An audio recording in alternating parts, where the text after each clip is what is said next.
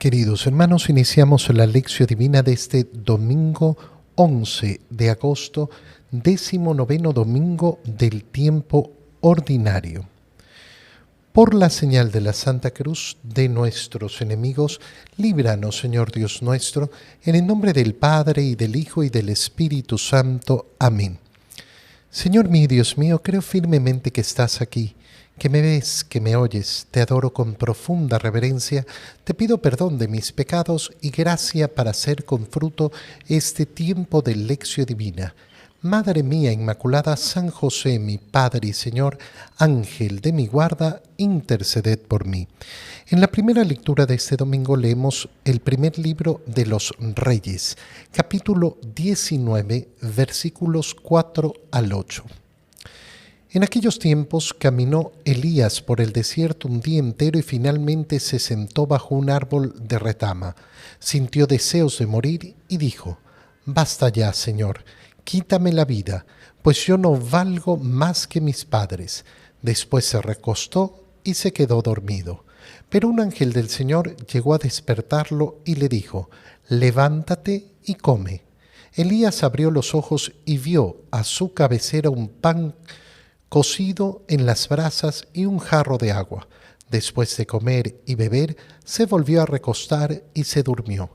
Por segunda vez el ángel del Señor lo despertó y le dijo: «Levántate y come, porque aún te queda un largo camino». Se levantó Elías, comió y bebió, y con la fuerza de aquel alimento caminó 40 días y 40 noches hasta el Horeb, el monte de Dios. Palabra de Dios. Se nos introduce el tema de este domingo que tenemos que recordar. Estamos en estos domingos leyendo el capítulo 6 del Evangelio de San Juan. Entonces, todos estos domingos tienen como centro el tema de Jesús, el pan de vida, el verdadero pan bajado del cielo. Bueno, la introducción de hoy nos muestra el cansancio de Elías, el agotamiento de Elías, el hambre de Elías para lograr llegar al propósito que el Señor le ha puesto, que es llegar hasta el monte Horeb. Ese camino de Elías, que es un camino, lógicamente, es un camino físico, representa ese camino espiritual que todos y cada uno de nosotros debemos realizar en esta vida. ¿El camino hacia dónde? El camino hacia la vida eterna, el camino hacia el cielo. Y necesitamos, lógicamente, ese alimento que nos va a proporcionar el Señor, porque con nuestras propias fuerzas no lo vamos a conseguir. Fíjate cómo inicia la lectura. Caminó Elías por el desierto un día entero, y finalmente se sentó bajo un árbol y sintió deseos de morir. «Basta ya, Señor, quítame la vida». Bueno, nosotros también podemos sentirnos agotados. Qué importante es darse cuenta que ha caminado un día. Es decir, no se ha producido un largo caminar, pero ya se encuentra agotado. ¿Cuántas veces en nuestra vida podemos sentirnos exactamente igual? Agotados. ¿Y cuántas veces las personas se preguntan: ¿y hasta cuándo? ¿Hasta cuándo voy a tener que aguantar? ¿Qué más? Yo ya no quiero más. A veces sucede también ya cuando llega la ancianidad, cuando ya los años pasan, sentir, bueno, ¿y hasta qué hora voy a estar en este mundo? Bueno, Elías ha pasado por esto y se recostó y se quedó dormido. Pero entonces viene ese aliento del Señor. Llega el ángel que le dice: «Levántate y come». Y entonces tenía ese pan y esa agua. Pero después de comer y beber, se volvió a recostar y a quedar dormido. Es lógico. ¿Por qué? Porque si uno está con un agotamiento tremendo, si no ha comido en mucho tiempo y come algo, ¿qué se va a producir? ¿Va a recuperar energías inmediatamente? No, normalmente va a venir un fuerte sueño. Va a querer dormir esa persona, va a querer descansar. Y entonces por segunda vez el ángel lo despertó y le dijo: «Levántate y come, porque aún te queda un largo camino». Comió y bebió. Y entonces sí, con la fuerza de aquel alimento, caminó 40 días y 40 noches hasta el Horeb, hasta el monte de Dios. De nuevo, qué bonito es ver nuestra vida como ese caminar hacia el monte del Señor. Y en ese camino, ¿qué necesitamos? La fuerza espiritual. Y la fuerza espiritual nos viene especialmente de la Santísima Eucaristía. Quien se alimenta del cuerpo y de la sangre del Señor, ese es el que tiene la fortaleza para seguir en el camino. En la segunda lectura leemos la carta de San Pablo a los Efesios, capítulo 4, versículo 30 hasta el capítulo 5, versículo 2. Hermanos, no le causen tristeza al Espíritu Santo, con el que Dios los ha marcado para el día de la liberación final. Destierren de ustedes la aspereza, la ira, la indignación, los insultos, la maledicencia y toda clase de maldad. Sean buenos y comprensivos y perdónense los unos a los otros como Dios los perdonó por medio de Cristo. Imiten pues a Dios como hijos queridos.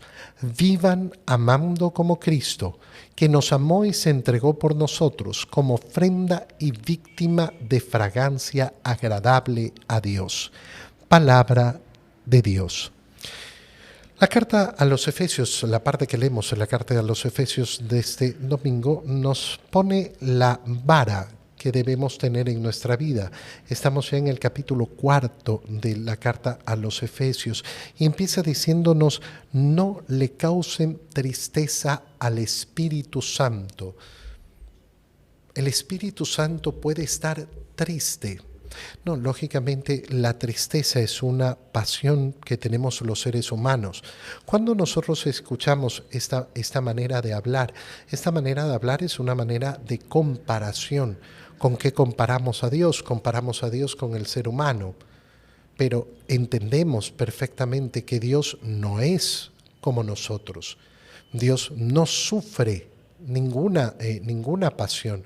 La tristeza es un sufrimiento que tiene el ser humano. Y entonces hay que entender la profundidad de lo que significa aquí la tristeza. ¿De qué se está hablando?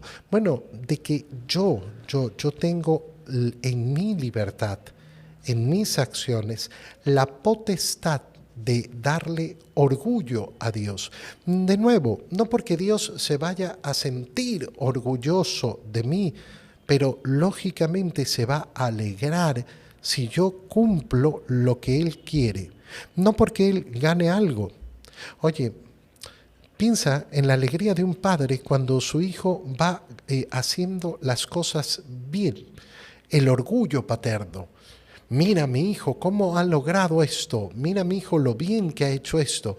Bueno, qué emociones para el hijo saber que mis acciones le están dando alegría a mi padre. De la misma manera, yo tengo que tener ese deseo de alegrar el corazón de Dios y no entristecerlo. ¿Qué significa entonces entristecerlo? Desaprovechar lo que hemos recibido. Como cuando le decimos a los niños: mira todo lo que se te ha dado, mira las oportunidades que se te han dado y cómo las estás desaprovechando. Bueno, todas las gracias que nos da el Espíritu Santo, saber si las estamos aprovechando o no. ¿Y cómo hacer para saber si las estoy aprovechando? Destierren la aspereza, la ira, la indignación, los insultos, la maledicencia, toda clase de maldad. Destiérrenla de ustedes. Esto puede parecer algo insignificante, pero fíjate en la grandeza que esconde esta frase. ¿Por qué? Porque nos está diciendo que es posible. Que es posible desterrar de nosotros todas estas malas acciones. Y es algo importante. ¿Por qué? Porque muchas personas no lo creen posible. No, es que no puedo luchar contra esto, no puedo combatir esto, no puedo. Sí puedo, en la gracia del Señor puedo. Y puedo decidir efectivamente ser bueno, comprensivo, perdonar, como Dios nos ha perdonado en Cristo. Por tanto, imiten a Dios como hijos, que eso es lo que nos está diciendo San Pablo. Esta es tu vara. La vara es vivir a la altura de los hijos de Dios. No te conformes con lo que hacen los demás. No te conformes con el modo de vivir del mundo. Ah, pero todos hacen esto. Sí, pero tú eres hijo de Dios. Y tienes que vivir a la altura de los hijos de Dios, amando a Cristo e imitándolo. Vivir como Cristo. Si yo no quiero vivir como Cristo, si yo soy de aquellos que dicen, no, bueno, pero Cristo era Dios, yo no me puedo comparar, entonces no lo has aceptado como maestro. No lo has aceptado como maestro. Para ti Cristo no es maestro. Se entregó por nosotros como ofrenda y víctima de fragancia agradable a Dios, y yo estoy destinado a lo mismo, a entregarme como ofrenda al Señor, que mis actos sean una ofrenda siempre unido a Cristo. En el Evangelio leemos el capítulo 6 del Evangelio de San Juan, versículos 41 al 51. En aquel tiempo los judíos murmuraban contra Jesús, porque había dicho, yo soy el pan vivo que ha bajado del cielo. Y decían, ¿no es este Jesús, el hijo de José? ¿Acaso no conocemos a su padre y a su madre? ¿Cómo nos dice ahora que ha bajado del cielo? Jesús les respondió, no murmuren, nadie puede venir a mí si no lo atrae el Padre que me ha enviado, y a ese yo lo resucitaré el último día. Está escrito en los profetas, todos serán discípulos de Dios. Todo aquel que escucha al Padre y aprende de él se acerca a mí. No es que alguien haya visto al Padre fuera de aquel que procede de Dios. Ese sí ha visto al Padre. Yo les aseguro, el que cree en mí tiene vida eterna. Yo soy el pan de la vida. Sus padres comieron el maná en el desierto y sin embargo murieron. Este es el pan que ha bajado del cielo para que quien lo coma no muera. Yo soy el pan vivo que ha bajado del cielo. El que coma de este pan vivirá para siempre. Y el pan que yo les voy a dar es mi carne para que el mundo tenga vida. Palabra del Señor. Es importantísimo darse cuenta que en esta parte del capítulo 6 se transforma el público el que está escuchando al Señor. Recuerda dónde ha partido el capítulo 6. Ha iniciado en esa escena de la multiplicación de los panes y de los peces. Y era una muchedumbre enorme la que estaba alrededor del Señor.